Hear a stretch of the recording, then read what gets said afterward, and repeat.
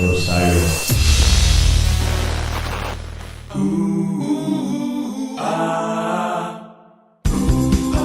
the scale, under the scale, under the scales.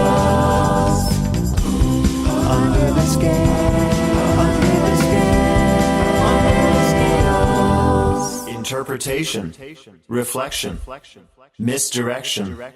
That's my job. It really is my job. I write words for Phish. I'm Tom Marshall, and this is Under the Scales. So I'd like to welcome Ryan Stanley to Under the Scales. Ryan's a friend of mine for a long time, and we met, Ryan was just telling me, we met somehow on MySpace. Is that right? Right.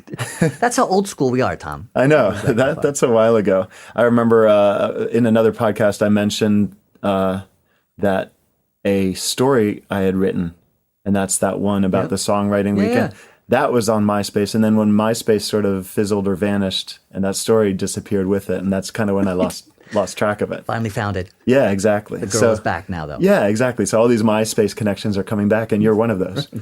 Good to be here. Finally escaped. So that was back in the Amfibian days. Yep. And so when you and I met, it was actually in my friend Anthony Krizan's studio. Yeah, we first met in person at Anthony was playing in a record release show, and that was the first place we actually met in person. And then shortly after, I think within a week or so, you guys were doing some recording. And then I had already previously met Anthony and the engineer, Chris Petro. That's right. I was able to kind of sneak in there and say hello. Oh, okay. That's right. What was that record release party? That's what I couldn't remember for me. It was Carmen somebody, I think. And what was the name of his band? Wiser Time. Okay. Yeah, Wiser Time. And this was probably spring of 2006. Okay. I think it's when we first started. Good memory. So that was kind of right at the point where Anthony and I were writing a lot and compiling it into the next Amfibian album that was going to come out called Skip the Goodbyes. Yep. In fact, that hadn't even been named yet. And the song Skip the Goodbyes at the time, I think, was called Circle, because that's kind of the refrain in the middle. Oh, yes. And then we ended up changing. Yeah. And that changed because I was emphasizing skipping the goodbyes because it was kind of like a little bit of a message. It was about Trey. It was just about how, I hadn't seen him in a while. Right. And I sent it to him. I emailed it to him. And I didn't include much of an explanation. And he immediately... You sent it as a song. I sent the whole song to him. Yeah. And without really saying much about what it was or anything, I just said, hey, check out the new Amfibian song that I'm working on. And he said, that's about me, isn't it? I'm not saying, I'm just saying. Right. And I said, yes. And he and I both kind of, I don't know whose idea it was. I'd like to think it was his. And it probably was, asked me if he could record a solo onto it. Yeah. So at the time, he was recording something as well.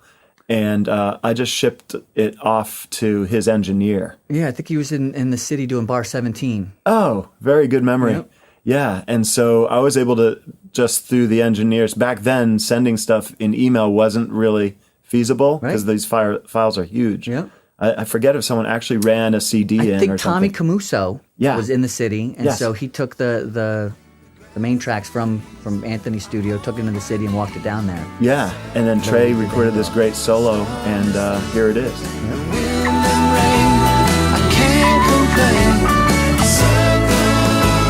Most everything comes around. And if you skip the goodbyes, I'm down. And if you skip the goodbyes, I'm down. Everything comes around. Skip the goodbyes, I'm down. Skip the goodbyes, I'm down.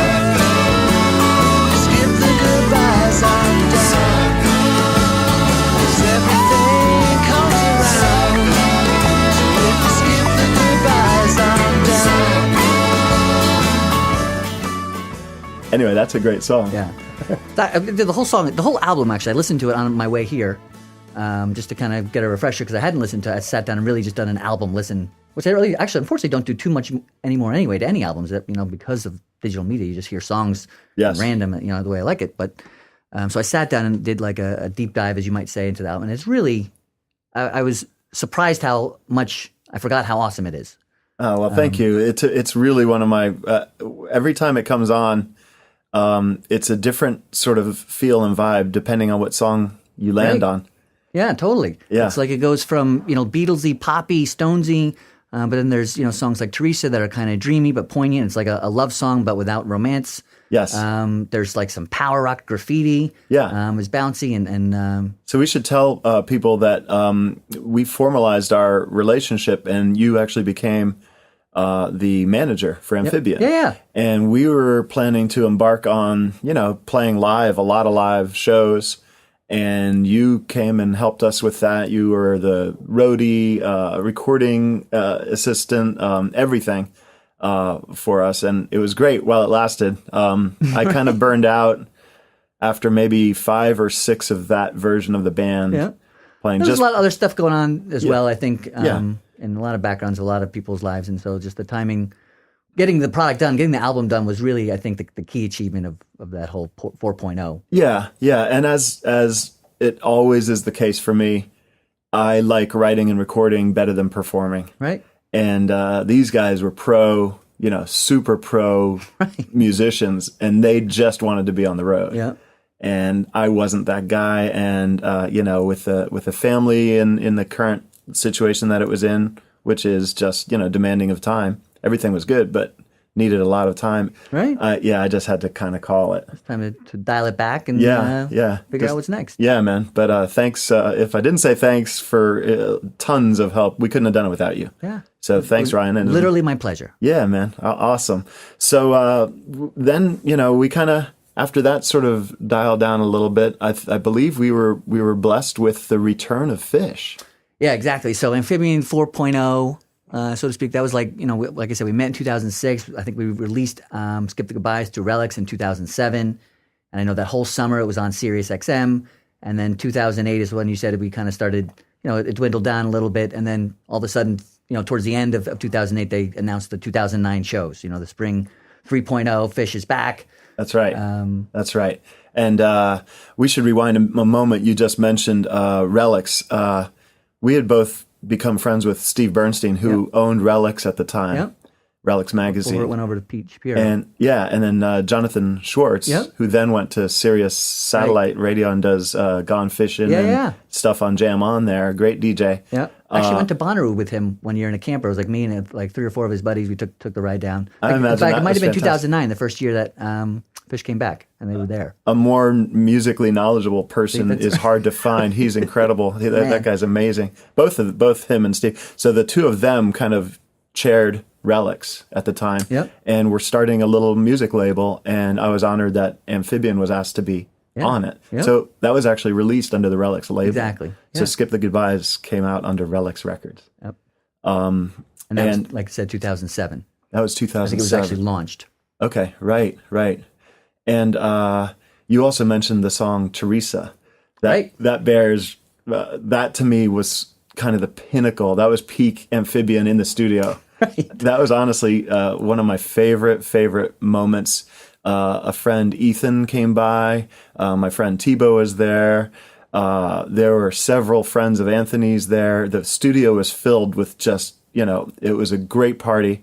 And Tom Wilson, wasn't Tom there, like playing on the? I think as you guys were writing, is it Tim? Is it Tim Wilson? Yeah, Tim Wilson played the high mandolin or whatever, a real nice electric mandolin. I think what stands out to me about that night is it wasn't just that. All the things that you mentioned, but we came in with just a couple ideas. You would just come in with a couple ideas on paper that you wanted to write the song about your friend, and that was it. And that was, from the beginning to the end of the night, and it was a long night. Yeah. The song was written and recorded. And later some different things got added in, by Anthony and on the production side, and you as well.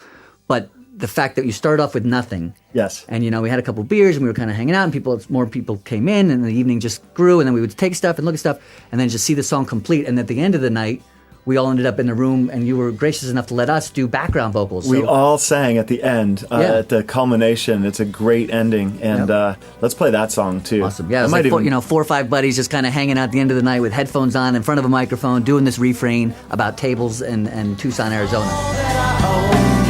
It's all that I know. Two tables to Tucson. Here I go. Tables to Tucson. Here I go. Tables to Tucson. Here I go. Tables to Tucson. Here I go. Tables to Tucson. Here I go. Tables to Tucson. Here I go.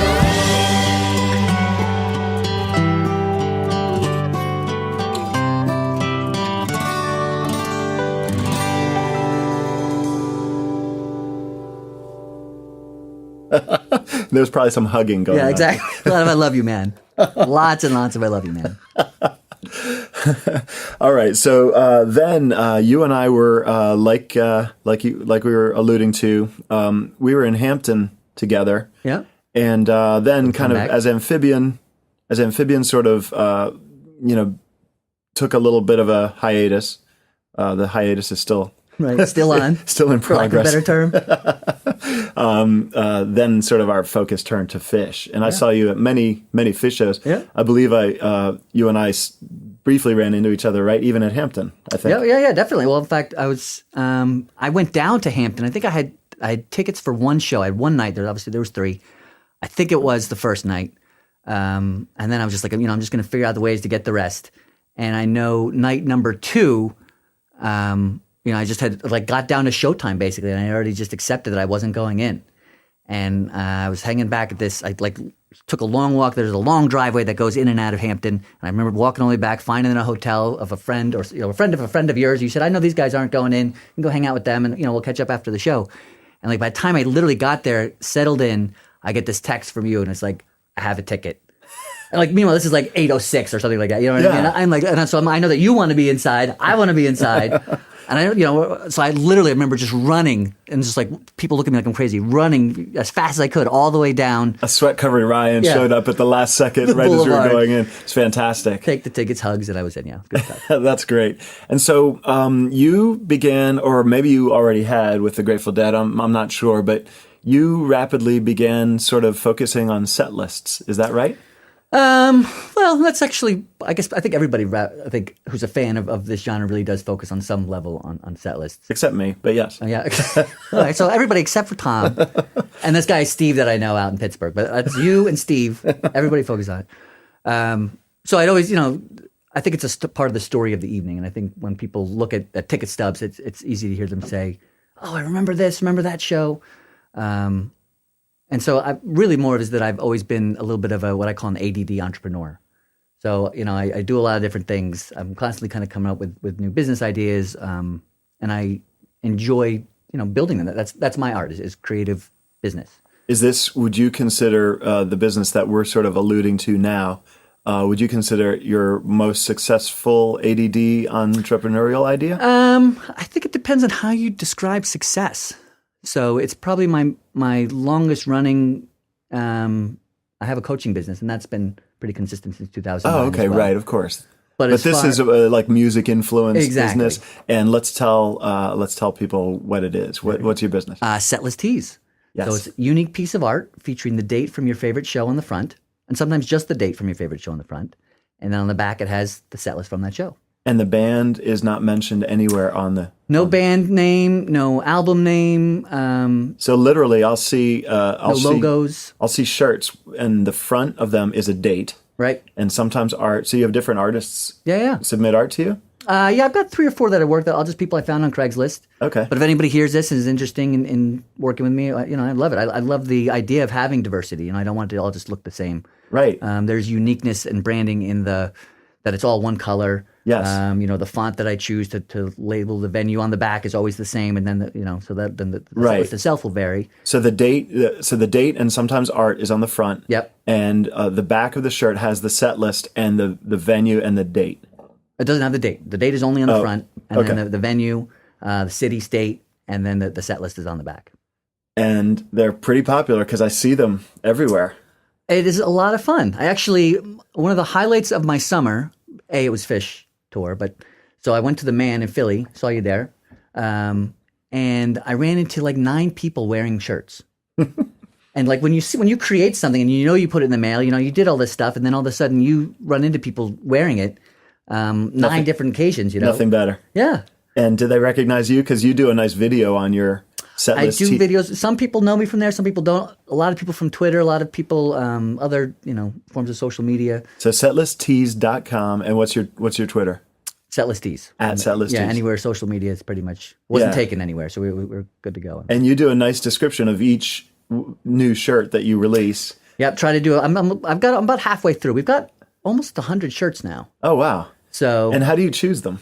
A Awesome shows. little bit of both. Yeah, Okay. It's awesome shows and also requests. So there's an area on the website where you can actually go and request what shows you want to see. Okay. And this is just Phish, although I notice you strayed into the Dead a bit. Yeah, we've got we've got the Dead, we've got Phish. A majority of is Dead and Phish, but we also have Humphreys. We've got String Cheese. So if you don't identify the band, are people just left to guess, I guess? Well, yeah, it's kind of like it's for you if you can identify the band. If it's not, then you don't want it anyway. That's true. You're right. And the song, of course, the song choices are a dead giveaway. Right. Yeah, exactly. And that's what it is. So if you're standing in line behind somebody at a show or anywhere else and they're, and you're reading the back of their shirt and you're like, oh, what? And when you, in like Phish community, when I've seen people like, hey, is that July 27th, 1997? It's like, yes, it is. I say, oh, I love that, In fact, I will say one of the coolest thing that ever happened to me in the Setlist Tees world was actually also at the Man. I went in and I sat down and I was wearing, I think, Red Rocks 93. It's a July 93 show. And it's got a lizard. It's a show when Trey went into the Harpua and he started talking about, not lizard, iguana. He started talking about this big iguana up on the side and that it is frozen in time and all this stuff. Right. Finally, he got in his mind that he was going to change himself into a giant iguana. So that was it. He changed himself into this giant iguana. Now, meanwhile, here he's coming down the mountain as this giant iguana. And meanwhile, in one of the little caves down there lived this little boy, a little cave-dwelling boy, and he had a little pet too that he loved. And his pet was a tiny little furry kitty cat. And he loved the cat so much he would carry it around by this crap. And so on the front of the shirt, it has an iguana and it has the date.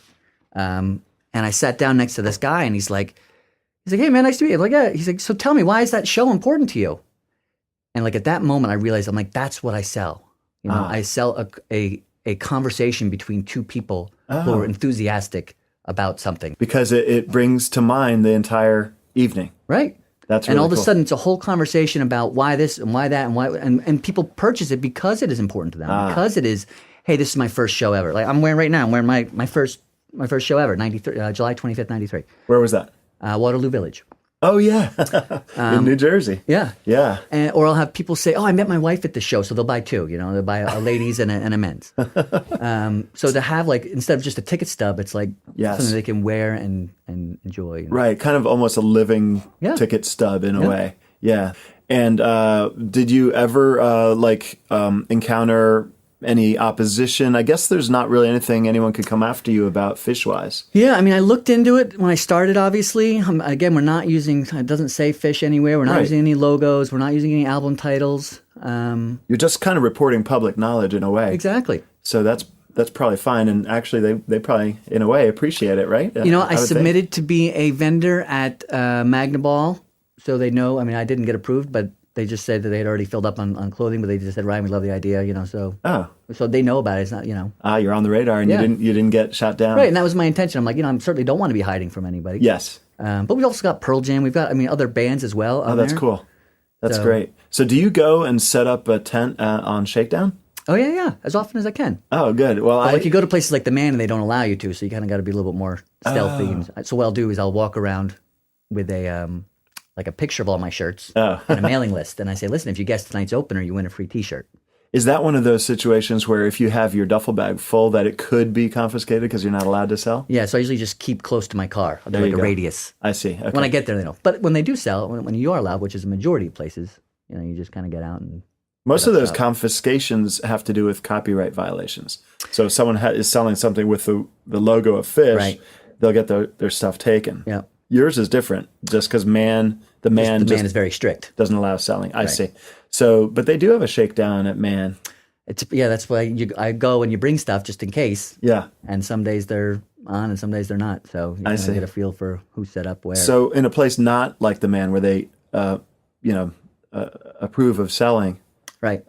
what's the situation like when you walk in the morning? Well, when do you get there and what do you do? Yeah, I'm newer to the scene. I mean, I really, obviously, Setlist Tees been around for a couple of years, but I mean, there's people that have been doing this not only just since 2009, every single show they can, but also before that and other kinds of stuff like that. So there's a little bit of a tribe when you get there. They're kind of like looking out for each other, rightfully so. But there's, also depending on where you go, sometimes there's aggression. It's like, no, hey man, that's Bobby's spot, man. Don't get in Bobby's spot. He's got this place already. That's like, okay. And is there like some kind of thinking at all about, we don't want another T-shirt place right next to my T-shirt place? Or? No, I think because everybody's really trying to get in and get set up as close to a certain, shakedown as possible. Yes. So it's like you get in, they're typically going to be there first and all kind of park close to each other and then just all drive in together and just start setting up as soon as possible. Okay.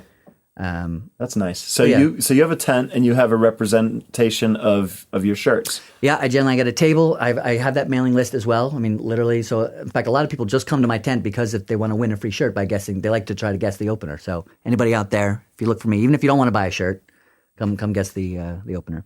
But yeah, so we'll have that up. Usually I have like a bowl of candy just to kind of keep people quenched. Sometimes some bottled water. But yeah, all my shirts are as many as I can bring. So if I order a shirt, is that something that you maintain an inventory or do you print on demand? I maintain an inventory because I don't print myself. So I outsource my printing. Okay. I got a guy. And but in this day and age of, just-in-time delivery and all that stuff, you don't want to maintain too much of an inventory. Have you looked into print on demand or is the quality just not there? I have, to be honest with you, it's more about just my own. I think there's a control level. Okay. I feel like I can control, when I'm not big enough now to where it's so mass that I'm sending out 100 shirts a day. Oh, right. Okay. So it's at a point now where I can, when I sending out shirts, I include a letter, I include some business cards, I put some stuff out there. I mean, I'm really at a point where I'm connecting with each person who buys the shirts. And okay, so it's still kind of like your hands are on this business big time. Yeah, big time. Yeah. And print on, like your stuff is nicely silk screened. Right. And print on demand, I believe, is still some weird photographic transfer technique or something. I don't know enough about it. I don't think it's quite there quality-wise, but it's getting there. Yeah. It's getting there. And I've certainly had enough conversations with people like this, like, so, why don't, what could you do differently? So, do you ever think of straying into two colors, or does that not? At first, it's funny, when I first started, like, it was just me, trying to have some fun with something I was passionate about. I did it because it was cheaper. But then I also found that it kind of almost, because it's a set list and because, it's a written list, the picture on the front or the date on the front matching, it's almost like a notepad of some sort. You know what I mean? It's almost like it matches the back in the one color because it's, it's art in itself. I see what you mean. You like the common theme going from the front to the back. Yeah, it's kind of like, exactly. So it's like the album cover. On the front, right? So it's the picture. Yes. Or if a notebook would have. I see it. I mean, I have now. This is my second Setlist tee, and I'm not sure if you sent me one. It's yellow, and I couldn't honestly tell you because I told you I'm not a Setlist guy. Right. I couldn't tell you what the date was, but I think at the time I think I gave you the New Year's Eve at the Garden with the golf. Oh my gosh! Yes, you right? did. That's right. I have that one too. That's white and green, I believe. Right. Exactly. Yeah. No, I do also have a yellow one. And it might be one of your first. I don't know. It was early. I got to find that one again. That one hasn't turned up in the laundry lately. Okay. Trying to mix it up. But yeah, definitely have the golf one. That was great. That was a great show. Yeah. It's not. And that's got on the front. It's got a giant golf ball, and inside the golf ball is like all the people like partying on the stage, and it's being hit by like a dude. With donuts on his pants or something like that. Oh yeah, and then the back has the set list. The donut golf pants. Yeah, I wonder where those are right now. Well, that's great, Ryan. I love talking to people that have businesses that are Phish influenced and give back to the community. And speaking of giving back, I noticed that a chunk of all your proceeds go to charity. That's wonderful. And you outline how much you give every year. Yeah. That's really great. Yeah, $1 for every shirt either goes to Mockingbird or Rex Foundation. Fantastic. All about paying it forward. Just because, I mean, that's really what life's about anyway. Hey, Ryan, so that's really great to hear about Setlist Tees, and we touched upon your involvement with Amfibian. But concurrent with Amfibian, or just prior to that, I remember you had a screenplay, right? A Phish sort of themed screenplay? Sort of, yeah. So it's funny. So along the lines of the Setlist, like it doesn't say Phish anywhere on the shirt with Setlist Tees, right? Right. The movie doesn't mention the band Phish anywhere. It's a movie script? It's a screenplay, yep. Okay, so the idea is to not be a play, to be a movie. Correct. Okay. Yep, screenplay. It's called Miscellaneous Debris.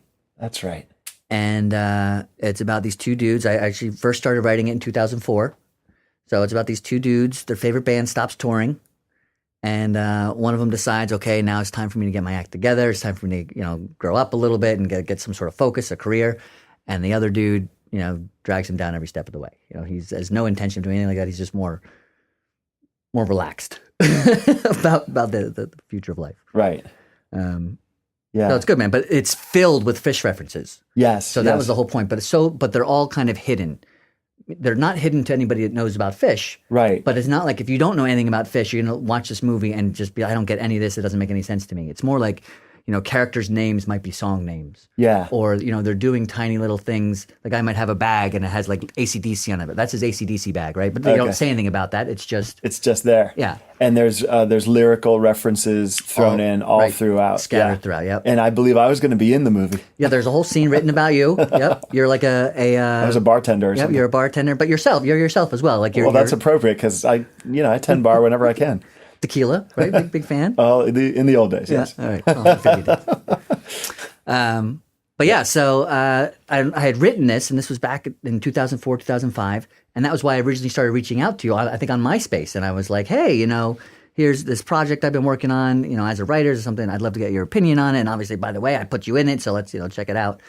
And then I think that it kind of, from our interaction online, it faded away, and then when we actually met, we started talking about it a little bit more again. But then we really just ended up falling into Amfibian, and that became more of a match for what we were doing and our strengths together. Yeah, yeah. So Miscellaneous Debris is still available if someone wants to make a movie. Absolutely. To be honest with you, I've got a budget in place. I've got people who have offered to be part of the. I've got a production team that are willing to do it. It's really about me putting somebody that has more of a strength in creating a film from beginning to end. I've got all the pieces. I just don't necessarily know how to put them together. We'll definitely contact Ryan at Setlist Tees. Is that right? Easily, definitely. If you've got wherewithal to produce a film and you're a fan of Phish, and obviously. Well, the amazing thing is, like in this day and age of producing movies, even full pro movies on laptops. My budget has decreased like $300,000. Your budget has gone way.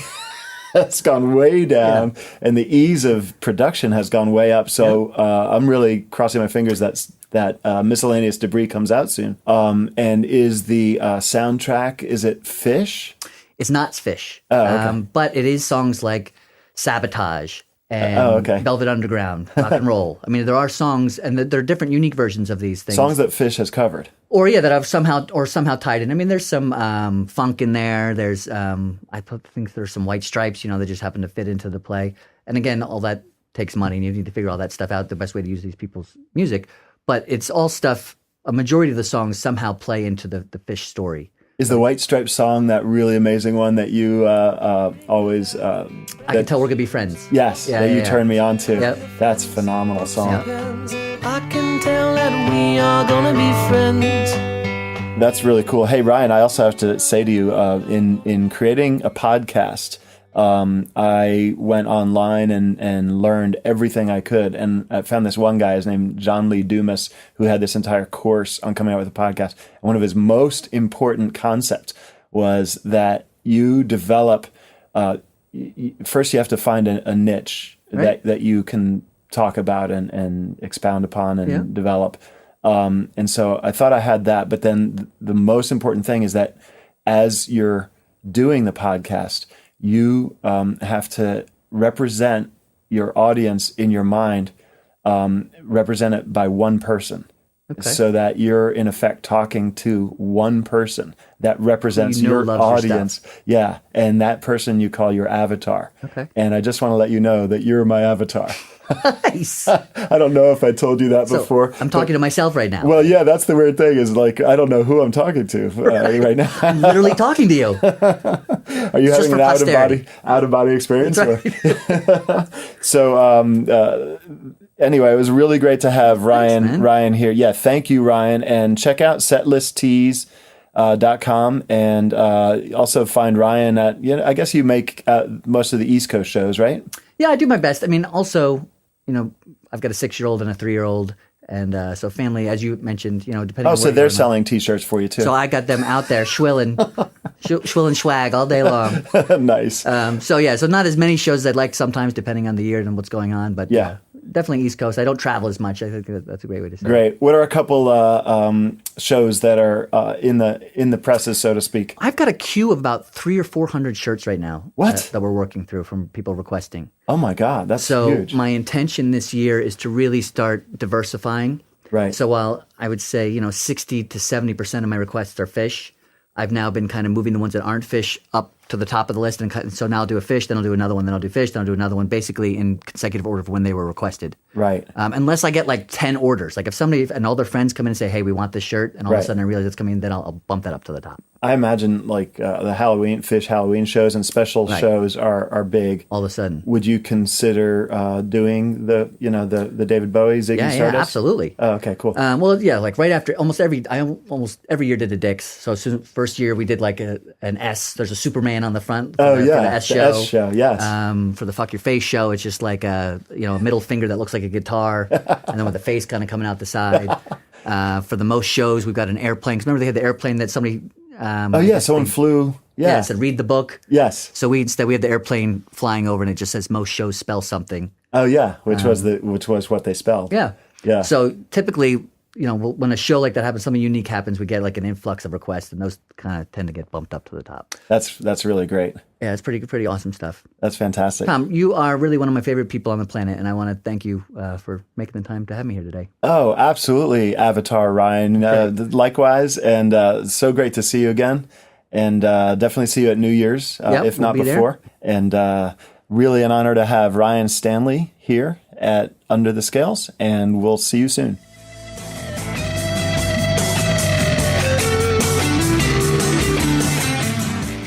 Thanks for listening to Under the Scales, the podcast about Phish fans, their culture, and secrets, if we're lucky. Quick thank you to my producer, Mark Dowd, and my sister podcast, HF Pod. Some of the music you hear in my show is, of course, Phish, but also it's often my old band Amfibian with an F.